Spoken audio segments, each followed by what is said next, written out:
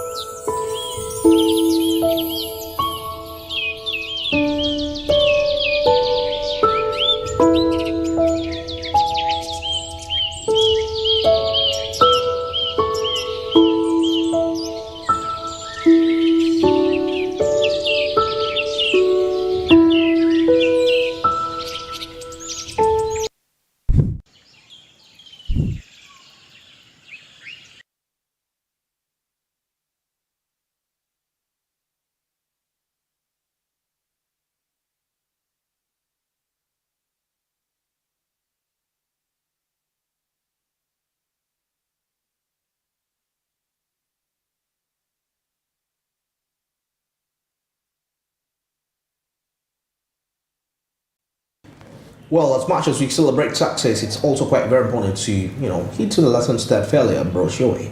Yeah, so many times we feel like when we failed, that is the end of life. Somebody says if you fail, you simply just found a way that that doesn't work, but doesn't mean you failed. That means you participated, and you had to, you didn't get the results that you expected because you went to a place which simply doesn't work. Well, of course, that is quite true right there. And of course, today, actually, Mickey Brunner, she's a journalist, and of course, she writes about architecture and art and whatever. So she said, instead of constantly asking ourselves a question, why are we here? Maybe we should be sovereign the simpler truth. We are here. We are here, definitely. This thing of where am I here to go ingewa? No, definitely. Definitely, once you're there, you don't have to ask, why am I here? What's the purpose of being here? You are there. So make sure you drive, you're here, okay? You've already reached the place, so do what it takes. Do what it takes to make sure that you continue instead of asking, oh, now what am I going to do? What am I here? Just start off with what is available, okay? You may have had a little bit of challenges, I must say challenges in your business or whatever venture you're into, and you're asking why is this happening? Okay, it's already happening, okay? It's already happening, so definitely you have to find a solution for why it is happening. You have to look out for what is now, okay? When you go into okay, it's important actually to go back and know why something could have gone wrong, why something went wrong, but of course, you're already there, okay? You won't go back 2 days ago, to think through. So definitely when something has happened, when a crisis has come into your life or something has transpired, you have to act on the now, okay? On the now, on why you're here, not why you're here. Okay, you're here already. Okay, so definitely. That is my today's tip. So do not focus on why you're here or why you're doing this and this, okay? Focus on you're already there, okay? You're already there. So if you're already there, what is it that you're going to do henceforth, okay? There is a future ahead of you. Don't get stuck into the past, okay? Focus on now and tomorrow, all right? So definitely don't be there and say, why not me? Why not? Why am I here? No. There is reason, there is purpose as to why you're here. So then focus. All right. Well, very interesting, as brightly spoken out there. You need to understand why you're there. And I always keep emphasizing this aspect of purpose. Purpose and identity, like I've said this before, the two most important days in your life is the day you're born, and probably the day you discover why you were born. Death is not really important. Okay, it's like now I must bring that aspect of the two of why, when you were born and why you were born. You're already born. No, the thing is discovering why were you born. That's the purpose part of it. Yes, why were you born? Okay, why were you born? You know, for when it comes to purpose, I think most of us even reach a time of passing on when we do not know our purpose. When we do not know our purpose, 95% don't actually. No, 95% of the people in this world are not living in purpose. That's why even if we had about 50% of the people, at least half of the world's population, moving in purpose, we wouldn't have the course we have lately. I mean, because we do not know what the purpose is. That's why I'm saying, if people were working on purpose, because with that, you see, if it's about you, everything it is about what you, what you feel.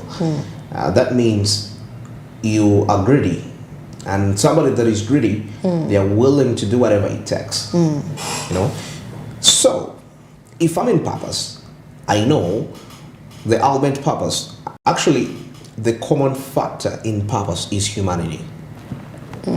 Simple. And if humanity, because you're not created to say that I'm going to serve trees. Yes. You're not created to serve cars. True. To serve weapons, machines, like leaders do.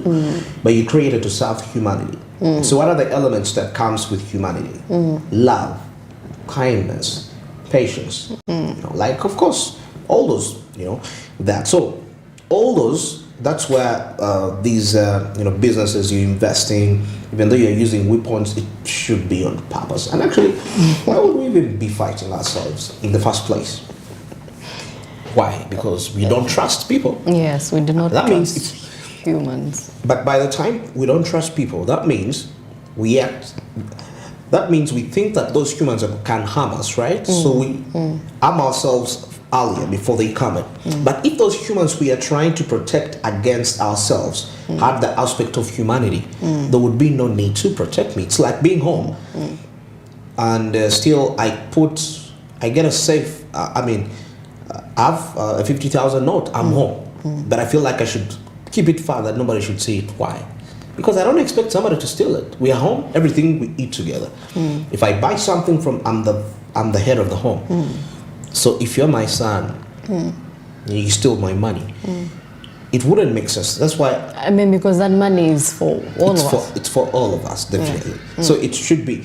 That's how. If we live on this earth with that perspective of we are one, we are family, and that, like I say, that is the primary factor that lies in purpose. And these other minors come. Okay, I'm a doctor. I'm to treat patients. I'm to do this. I'm an innovator. I'm helping to solve this and all that. You could be actually a doctor who's just a doctor, but there is that doctor everyone runs to. Why? There is something different about that person. Very true. They really do understand. When you talk to them, they try as much as they can to, inspire you, to give you courage, Absolutely. and hope, compared to someone who just, you've heard of doctors who are Christians at the same time, and they tell you, we do believe in miracles. They do. You do believe in miracles. So maybe that he could be a doctor as a profession, but his purpose is maybe to to encourage and inspire, his patients. Perfect. Okay? Very So definitely everyone, regardless of the occupation you're in, regardless of whatever business you're in, you could be a billionaire, but the kind of inspiration she gives to people. Now take a look at this Mahatma Gandhi. Mahatma Gandhi, the late Mahatma Gandhi. Yes, he devoted his whole life to serve people. To serve people. So that was, he found his purpose, serving people. That was his purpose. Yeah, that was absolutely his purpose. That was his purpose. But you find someone, you do not have friends, you are rude, you are, you're not even kind, you don't socialize with people, you're antisocial. So definitely, I don't think you'll have reason to say you have purpose. But of course, you could always find it. You could have it in you when you do not know. You could have other virtues that most people do not have. And you see, it's one other aspect. You know the people that actually walk in purpose when they don't know actually what they are. But the challenge with that is that when you walk, if you're walking in purpose, actually walking by accident, somehow you find yourself in your purpose. You're not going to be diligent and sufficient because you don't know, probably in most cases, you actually been doing it for survival. You're not doing it for the humans. I mean, for the humanity aspect. So let me give an example. Journalism, you come speak to the people, right? But somebody may not know what you go through to get the information that actually you put them out there. So if you're in, I'm just giving an example, if you're a journalist, and you're putting out this information to the people, and the reason as why you're doing it is actually to get bread, money, it's going to be different. Like somebody who's doing it knowing that, I think I was born to do this. This is my calling. That person is willing to do whatever it takes. And you see, once you put the desire for money aside, obsession, and chase purpose, money will get attracted to you. Because the passion and diligence and the aggressiveness you're doing this is quite very amazing. You see, like somebody said, people chase butterflies, but me, I decided to get that thing that attracts butterflies. I spent the rest of my time. They come to me. So they can come to me. So what that thing that attracts the butterflies into your life is purpose. So, have you noticed there is always that one shop or nearby your home where most people go to? Why? Because maybe they have found maybe a little bit of something that they see in that shop. Yeah. The person, the way they talk to people, the way they interact with people, and someone is like, I prefer going to a shop. I prefer going to the shop. Yeah, or maybe if it's not a shop, maybe it's the way the way we interact with people also has an effect on the way we live. Okay, so you can't be antisocial and expect to be surrounded by people who are social. Definitely.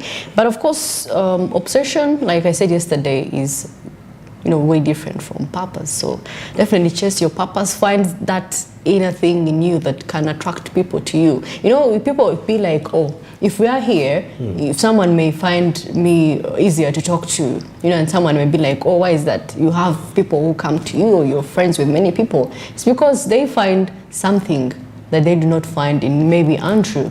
Have you taken an instance of going to bars? Bars now have become like a talk-to center. You find someone talking to the bartender, and because the bartenders listen, they do listen as they're serving you shots. They're listening. You're telling them their problem. And someone is like, I'd rather go to the bar. Why? Because it feels comfortable going to this bartender and telling them. They socialize. It becomes more of money. It becomes you're getting to know people. You could inspire a person or two right there. So definitely engage, continue engaging with people, be patient, be loving, be kind. Those are the few virtues that really make life beautiful for us to live in. Be human, okay? Have humility within you. Is this some other aspect people need to understand is that when you're pursuing purpose, actually sometimes you're misunderstood. And in most cases, you don't even have friends. That is the reality of it. That's this absurd thing about it. Because purpose. The world will never understand you, why you do the things you do. Because with purpose, you reach a point and you don't care.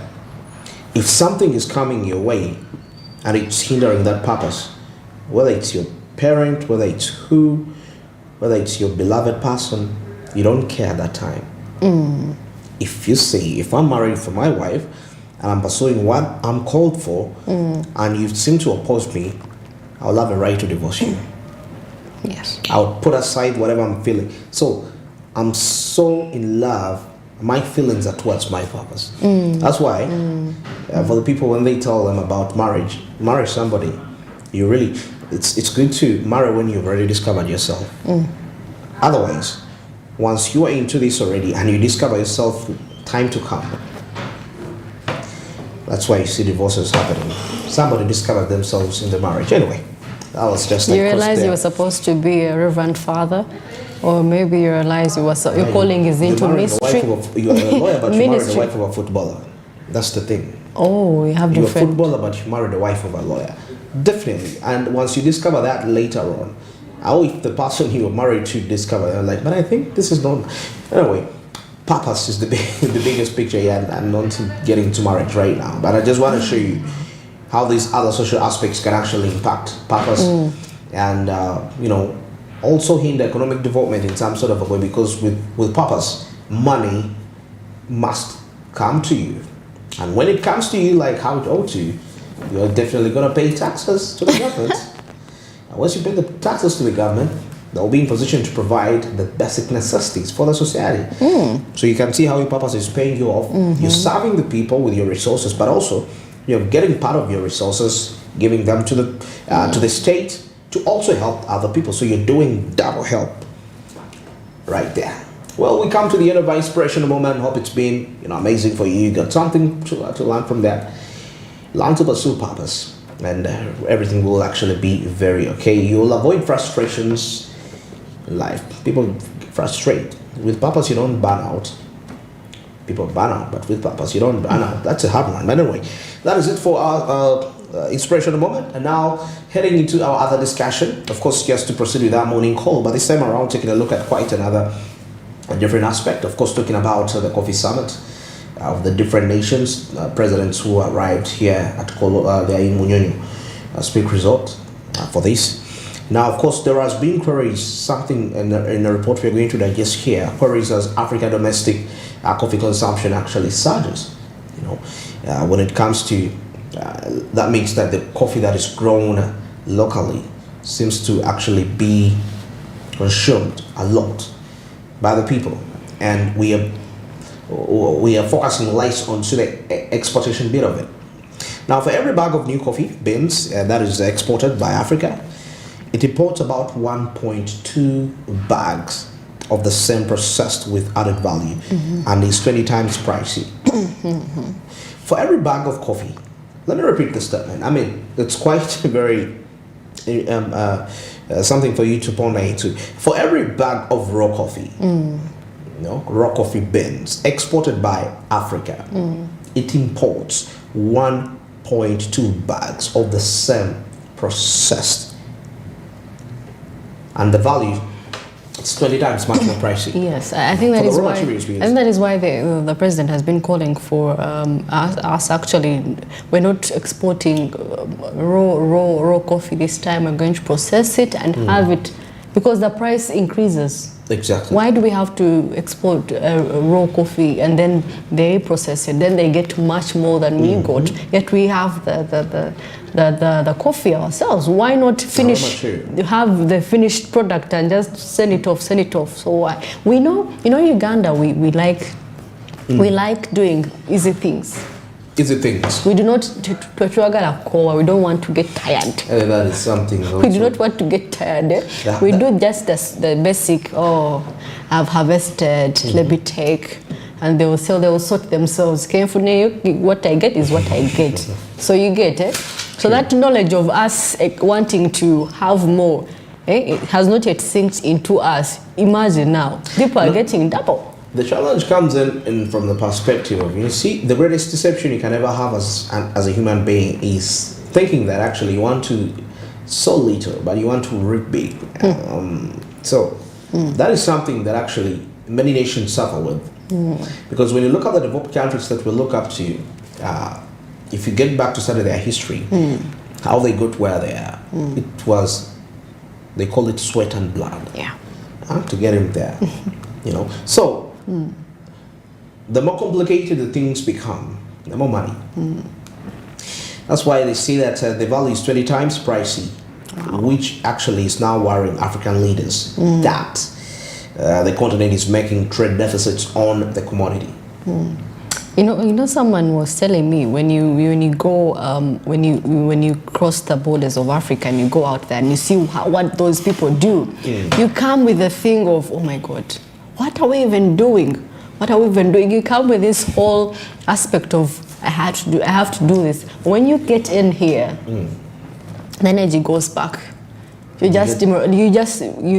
thinking of where do I start? You get possessed. The position comes back. Well, that's ancestors. Anyways, African leaders and coffee experts who are convening, that is for the second G25 coffee summit in Kampala, said increase in domestic, that is consumption of coffee, they struggled to attain it, now benefiting traders outside Africa. If I'm to repeat this, they said that the increase in the domestic consumption of coffee they struggle to attain is now benefiting traders that is outside Africa, and they are bent at revising that trend. They were fighting for actually increasing consumption of coffee in Africa. Yes. But you get to realize that majority of the coffee that they succeeded at that. But the only challenge came in that the consumed coffee was coming in from abroad. Yes, imported. And you get to realize that this very coffee, the raw materials that actually made it, were coming in from the country Uganda. So now the trend they set, they're trying to see ways they can reverse it. Now you can see that. Like somebody was saying, actually, some member of the private sector foundation Uganda, saying that they went to South Africa and they took some coffee and it really tasted very nice. So they told them that actually this coffee was exported from some country. I mean, it's from Europe.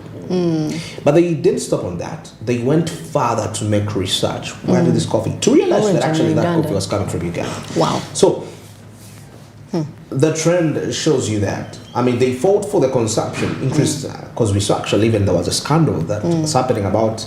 I don't remember the actual figure. The coffee teaching bean. people how to take coffee Yes. and all that. So it's recent actually. It's recent, just about not even more than a month ago. It's recent. some huge money. Some huge money spent.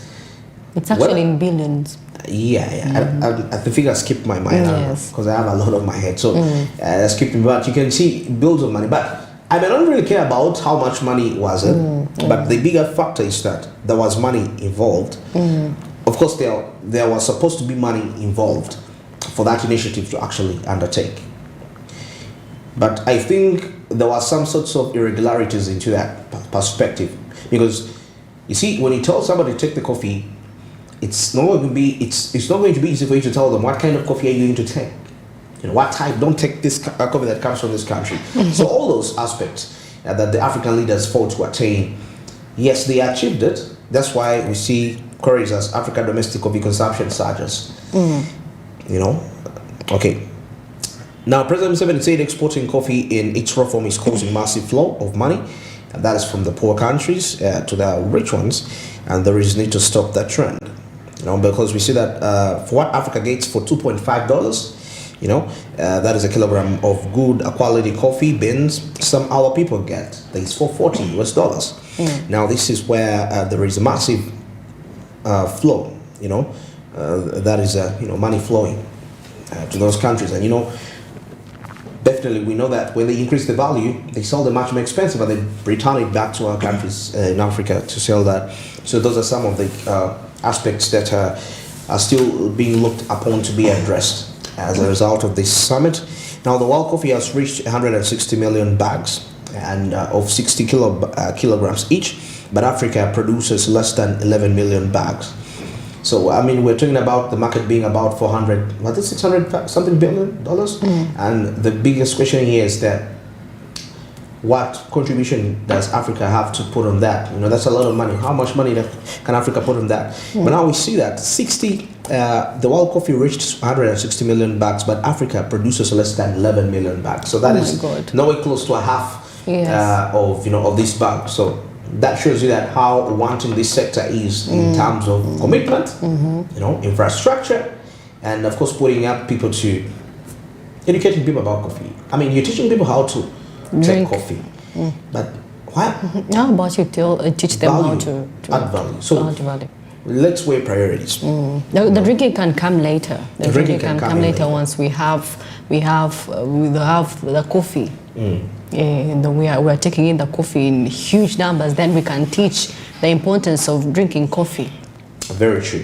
Absolutely true. Well, Ugandans, by the way, I must say, do not like sour things. Coffee is sour, really? I don't know. It's not sour. Then why do they take alcohol? Oh wow! Then because alcohol. But why do people take alcohol? Let me ask you. As I do not know. You don't take it? Just to have a feel. I mean, to get out of the normal. But it's sour. How do you take something that is sour? Once you have problems pending in, you don't mind. You could take. Let me tell you. I can give an instance of when you're sick. You can take aloe vera. You can take wine is sweet, right? Wine is sweet. Why don't people take wine? Why do they choose alcohol, which is bitter? Because that's the thing about Ugandans. They do not like bougie things. We don't like bougie things, classy things. Someone will be like, let's go for coffee. They'll be like, no. I'm going to take milk or chai mukalu, like, right? So, we do not like bougie things. We like these normal things. That is why we're not getting enough. We should put ourselves on a standard of wanting good things for ourselves.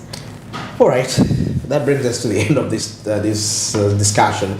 It's exactly 28 minutes past 8. I'm Andrew Barretti here with Basi Consumer Smart Means Business, your daily kickstarter here, driving your business all the way. But still to remind you that the markets on the Zabo platform, as I speak right now, they are on. Start to 9 to hash simply the code to let you there, and you will be able to buy bonds and securities with just 15,000 Ugandan shillings. Yes, the markets opened at exactly 8:15 and they'll be running all the way to 8:15 p.m. That is East African time. This is effective Monday up to Friday, apart from the weekends and the public holidays when this market's cannot be accessed. But, well, despite that, you have the rest of the days to make money, something which I believe is very key and instrumental when it comes to your financial growth and development as an individual. So that will make this a reality for you, and regardless of whether you have a smartphone or a button phone. And still to remind you, on top of start to 92 hash, you need to register with your national identification number for you to proceed efficiently. Zabo made this a reality. That's why it says my money, my future. And Aldex East Africa simply tells you, do something new. Remember, it is 2023. Well, SMB takes a break for now, and sports business coming up and entertainment. Stick around.